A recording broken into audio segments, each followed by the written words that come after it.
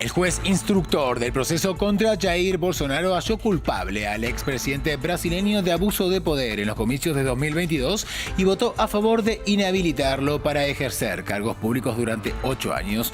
Todavía se espera la votación de otros 6 jueces. Venezuela rechazó que la CPI reanude la investigación contra el gobierno de Nicolás Maduro. En un comunicado, la presidencia afirmó que los opositores alegan crímenes de lesa humanidad que nunca existieron en las protestas de 2017 y dice que la justicia penal internacional está siendo instrumentalizada. Y la Organización de Estados Americanos y la Misión de Observación Electoral de la Unión Europea denunciaron irregularidades en las elecciones generales de Guatemala. La OEA pidió que para la segunda vuelta se disminuya la tensión y los observadores europeos reiteraron que las votaciones estuvieron marcadas por la exclusión de candidatos. Hola, bienvenidos a esta emisión informativa de France 24 en español dedicada a las principales noticias del continente americano. Gracias por acompañarnos. Comenzamos en Brasil. El juez instructor del proceso contra Jair Bolsonaro halló culpable al expresidente brasileño de abuso de poder en los comicios de 2022 y votó a favor de inhabilitarlo durante 8 años en la segunda audiencia del juicio celebrada este martes en el Tribunal Superior Electoral. La acusación de abuso de poder y desinformación se vincula a la utilización de los canales de comunicación del gobierno para promover su campaña y para difundir dudas infundadas sobre el sistema de votación electrónica en los comicios de octubre de 2022. Todavía se espera la votación de otros 6 jueces. Nuestra corresponsal Valeria Sacone nos explicaba qué se espera que resulte de este juicio y si es factible o no que inhabiliten a Bolsonaro. Es más que factible. La gran pregunta es cuándo. Fuentes jurídicas dicen que el resultado podría ser de 6-1 o a lo sumo de 5-2, o sea que ya estaría decidido. Sin embargo, hay una gran cuestión. Si el juez afín a Bolsonaro, Raúl Araújo, pide una vista preliminar, lo que podría suspender el juicio de un periodo de 30 a 60 días. En un primer momento se pensaba que sería otro juez que haría eso, el juez que Bolsonaro ha nombrado para la Corte Suprema. Sin embargo, Raúl Araújo, que es un juez muy conservador, tiene que leer ante su voto y podría hacerlo. Ha habido muchas presiones por parte del expresidente Jair Bolsonaro para que pida esa vista preliminar, y lo que es importante es que aunque se suspenda durante 30 o 60 días, el resultado no cambiaría. El propio Bolsonaro parece cada vez más conformado y más resignado con esa perspectiva. De hecho, hoy ha salido una entrevista en la prensa nacional en que daba prácticamente por segura su inhabilitación. Y la Corte Penal Internacional retomará su investigación contra el gobierno de Nicolás Maduro por presuntos crímenes de lesa humanidad cometidos en Venezuela durante las manifestaciones antigubernamentales de 2017.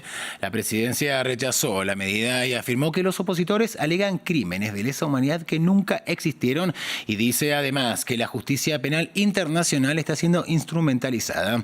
En France 24 dialogamos con Marino Alvarado, abogado y coordinador de la Organización de Derechos Humanos Provea, acerca de qué hechos concretos fueron reportados y denunciados durante las protestas de 2017. Esto nos decía. Solamente los asesinatos que ocurrieron en protestas, las detenciones arbitrarias, las ejecuciones extrajudiciales, sino que en el mes de marzo hubo una consulta que hicieron los jueces de la Corte Penal Internacional. 1875 opiniones fueron remitidas a la Corte Penal Internacional por distintas víctimas, entre ellas Comité de Víctimas de Ejecuciones Extrajudiciales. Para que se tengan una idea de quienes nos escuchan, solamente en el 2020 hubo 3.034 presuntas ejecuciones cometidas por funcionarios policiales y militares en Venezuela. La suma de los últimos años da aproximadamente 7.000 ejecuciones realizadas, pero también muertes por tortura. En el año 2022 hubo constatadas 2 muertes por tortura, entre ellas funcionarios policiales que torturaron a otro funcionario policial en la sede de la Dirección General de Contrainteligencia Militar. Es decir, no solamente han sucedido los crímenes de lesa humanidad en Venezuela, sino que continúan cometiéndose crímenes en el país. Y la Organización de Estados Americanos y la Misión de Observación Electoral de la Unión Europea denunciaron irregularidades en las elecciones generales que hubo en Guatemala el domingo pasado. La OEA pidió que para la segunda vuelta presidencial del 20 de agosto se disminuya la tensión y la polarización que hubo durante estos comicios, mientras que los observadores de la Unión Europea publicaron hoy su balance en el que reiteraron que las votaciones estuvieron marcadas por la exclusión de los candidatos y el voto nulo y que la elección se realizó en un deterioro del Estado de Derecho. Y los dos candidatos que pasaron al balotaje en Guatemala son Sandra Torres, quien aspira por tercera vez a la presidencia del país, y Bernardo Arévalo, un candidato que dio la sorpresa en los comicios. Y es que aunque en las encuestas no aparecía como uno de los favoritos, fue el segundo aspirante más votado. Andrés Triviño nos cuenta quién es. Una firme promesa de acabar con la corrupción en Guatemala. Bernardo Arévalo dio una gran sorpresa durante la primera vuelta de las elecciones generales del 25 de junio. Su nombre no figuraba entre los primeros en las encuestas, pero se ubicó en el segundo puesto de las votaciones. El candidato de 64 años fue diputado los últimos 4 años y ha criticado la represión en contra de jueces, fiscales y periodistas exiliados. Bueno, las más urgentes van a ser todo lo relacionado a la lucha contra la corrupción, porque sin lucha contra la corrupción no vamos a poder rescatar las instituciones que necesitamos para generar el desarrollo. Su inesperado éxito electoral refleja que una de las principales preocupaciones de los guatemaltecos es la corrupción que azota al país. Nació en Uruguay y vivió varios años en Francia durante el exilio de su padre, el expresidente Juan José Arévalo Bermejo, quien gobernó entre 1945 y 1951 y fue el primer mandatario democrático de Guatemala tras décadas dictatoriales. Bernardo Arévalo tiene estudios en filosofía y antropología. Fue diplomático desde la década de los 80. En 2015 inició su activismo en contra del gobierno, lo que lo llevó a convertirse en fundador y diputado del movimiento Semilla. Este 2023 obtuvo un poco más del 12% en la primera ronda de votaciones. Ahora enfrentará a la ex primera dama y abanderada del conservadurismo, Sandra Torres, que consiguió el 16%. No, pues impresionados porque no lo conocíamos. Cambio a la señora, sí, ¿verdad? Porque es bien conocida, pero él ni nos imaginábamos de que con él se iba a segunda vuelta.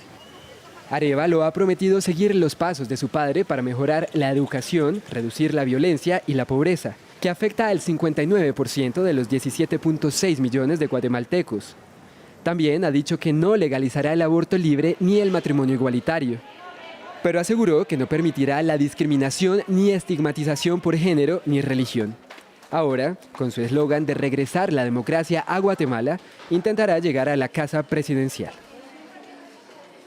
Vamos ahora a Estados Unidos porque ABC News y CNN publicaron grabaciones de audios en las que supuestamente se prueba que el expresidente Donald Trump no solo sabía que tenía documentos clasificados en su casa de Mar-a-Lago, sino que además revela detalles de seguridad nacional en temas como Irán, a pesar de que esto se puede sumar a las pruebas que tiene en contra y por las que los fiscales lo acusan de 37 cargos penales. Donald Trump insiste en que todo se trata de una cacería de brujas. Esta es una continuación de la caza de brujas más grande de todos los tiempos. Eso es todo. Y su objetivo principal es la interferencia electoral y no vamos a permitir que nos roben esta elección. Esta es una forma de manipular la elección.